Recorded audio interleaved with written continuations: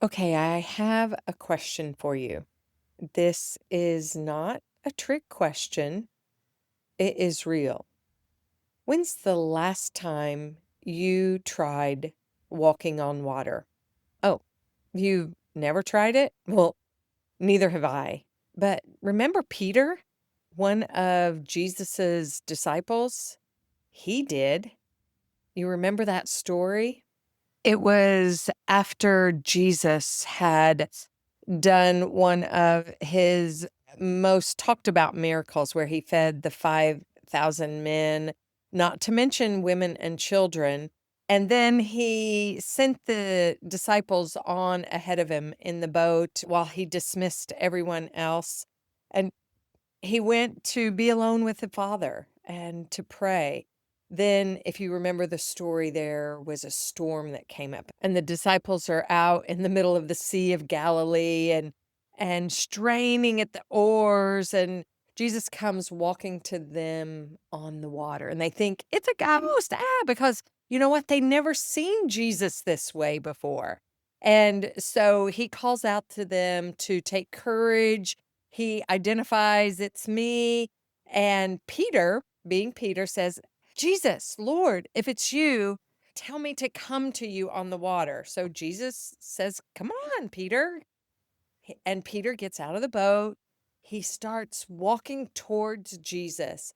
And then he diverts his eyes. He starts looking at the waves. He sees and feels the wind. And you all know what happens. Da, da, da, dum. He begins to sink, right? That story is very much like what I felt in the story that I shared on the first Camino Chronicles. It was the hill that nearly broke my faith in my husband. It was that hill when I let the enormity of the climb, straight up, mind you, blindside my heart and my mind. It was the hill that I looked to, just like Peter looked at the waves and the wind, and that hill caused me to question my whole experience on the Camino. Some of you know what that downward spiral feels like. And if you haven't heard that episode yet, check it out. It's episode 65, Ascending the Transformational Hills of Motherhood. Your soul might need that climb story today. But I wonder, what if I could face hills more like Abraham, step by step, not knowing the outcome, but trusting God's provision? Wouldn't that be amazing? Well, after I got over myself, my childish, yes, childish, not childlike disposition, after I settled down and I got some much needed food and rest and clean underwear for the next day because we actually had a washer and dryer, I decided I wanted to do it different. I wanted to climb more like Abraham. He was the kind of hill climber who doesn't fixate on the outcome, but simply lifts his foot and obeys step by step. So, my beloved mountain climbing mama, strap on those sandals because today's Camino Chronicles, we're going to traverse a different kind of hill and maybe conquer a few of those internal hills that always seem to bring us down or drag us under. Hey, my lovely friend, welcome to the Mom2Mom Mentoring Podcast. I'm Misty Hughes, ICF Certified Transformational Life Coach, speaker, mom of 4 amazing adults, stepmom, mother-in-law, Grammy to 6, and wife to my fellow adventurer, Craig. I also have the immense privilege of being known as a dream champion to friends, which is probably, other than Grammy, one of my favorite titles. I am one to help excavate, build, and believe in the dreams of your heart. But I know sometimes life gets in the way. Enter your dream champion, me, here to help you navigate your own seasons of transition into transformation by helping you discover your God-given identity, define your values and strengths, and develop a personalized rhythm so you can truly live powerfully, lead with purpose, and love with passion. Because, beloved, I believe you were created for more than just survival mode. You are created to shine.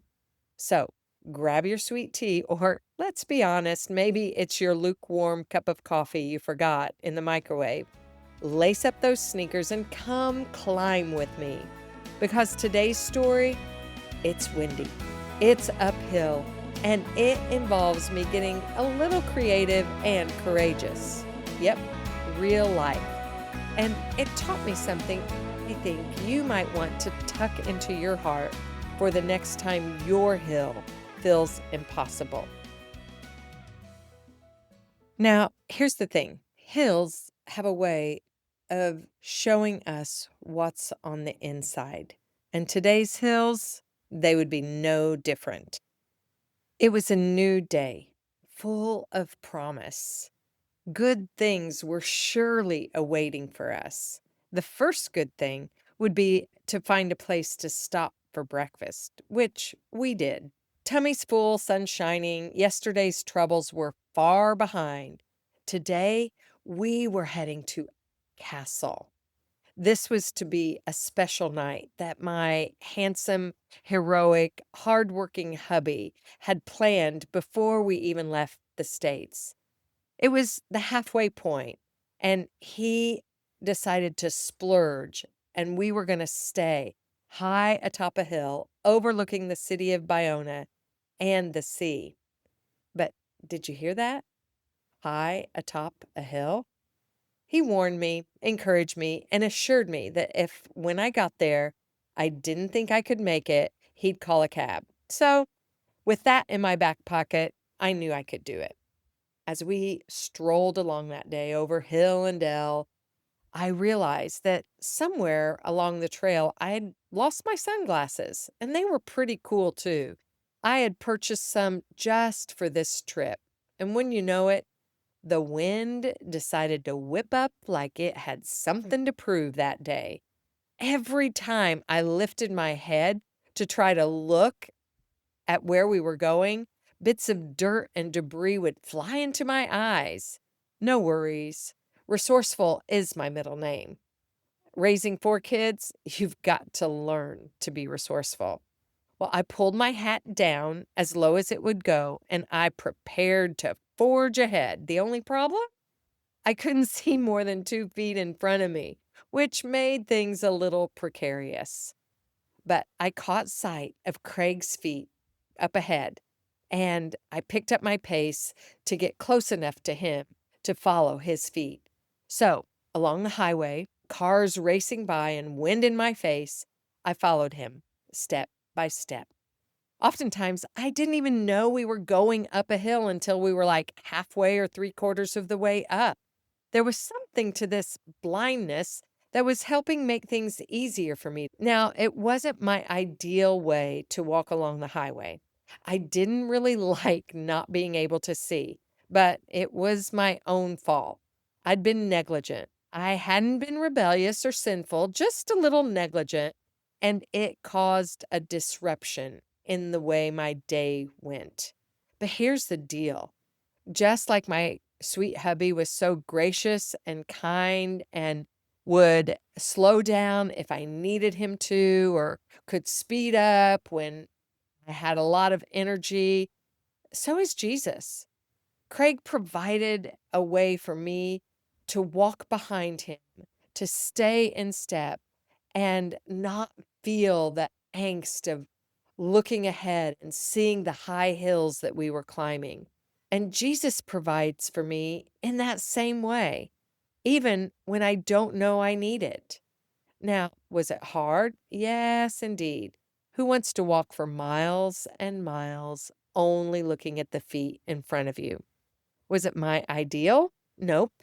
But God provided for me. And in humility and with gratitude, I said yes.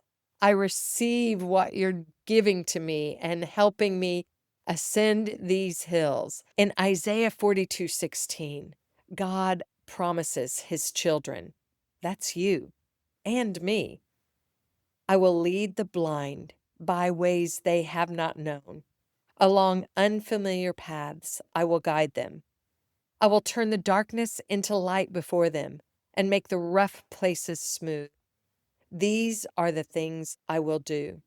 I will not forsake them. So, being blind, it wasn't my favorite place to be, but God promises that He will lead us and He will guide us. Isn't that a beautiful promise? And I really had the opportunity to walk this out in the natural. Sometimes God doesn't give you the full picture of the road or hills ahead. He just gives you His footsteps, one at a time. And He invites you to let Him guide you. And He promises He will do it. He says again in Philippians 1:6, He who began a good work in you will carry it to completion. Even if you can't see the whole hill ahead, He will never stop guiding you as long as you're willing to take the next step. You will make it, Mama. When you can't see the hill in front of you, sometimes the wisest thing you can do is pull your hat down on your head and trust the footsteps leading you and just keep moving forward. Let Psalm 23 remind you, He guides me along the right paths for His name's sake. So here's my question for you. Where in your life right now do you need to stop straining to see the whole hill and instead pull your hat down over your eyes, acknowledge you can't get there alone, and simply trust the shepherd's steps in front of you? And beloved, if trust feels hard right now, just start small. One step, one prayer, one whispered yes at a time. If you're in a season where the hills feel overwhelming, maybe it's not the hill.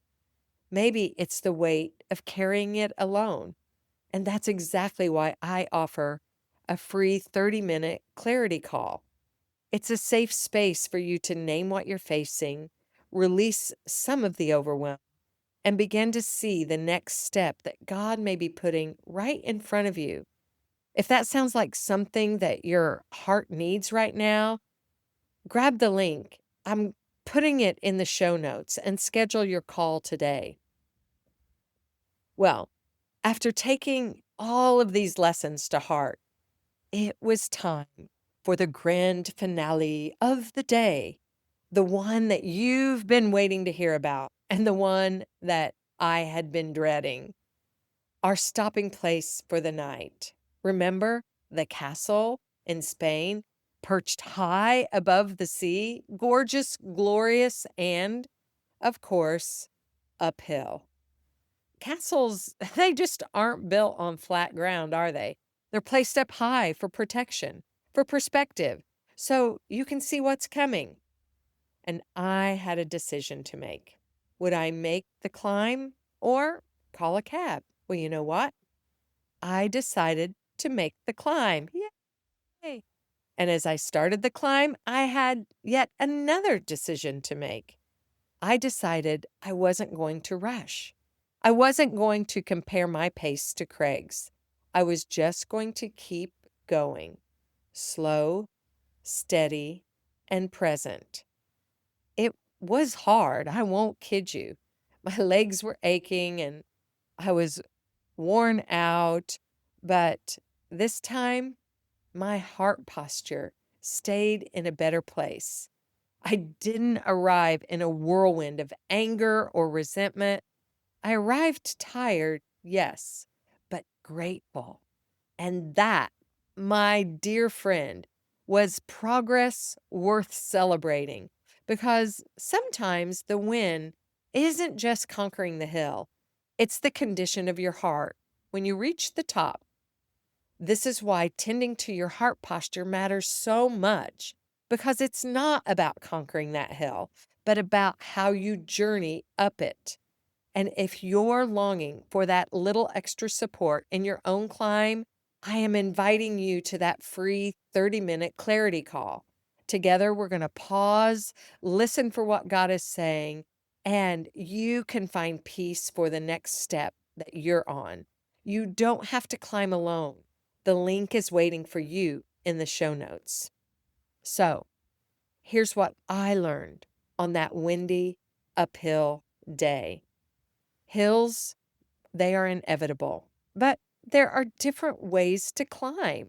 You can put your head down and fix your eyes on the shepherd who is leading you and trust that he's going to get you where you need to go. And the biggest win, keeping your heart aligned with Jesus along the way. Psalm 121 reminds us, our help comes from the Lord, the maker of heaven and earth. He doesn't just meet you at the top. He walks with you every step of the way. Now, if today's story resonated with you, don't wait to take that next step. Schedule your free 30-minute clarity call. It's a chance to catch your breath, to get clarity on the hill that is in front of you, and discover how to walk this hill with more peace and purpose. Just go to mom2mommentoring.com/call. I can't wait to meet you, pray with you, and help you take your next faithful step. And friend, if this podcast has encouraged you, would you do me a favor? Share this episode with another mom who's facing a hill of her own.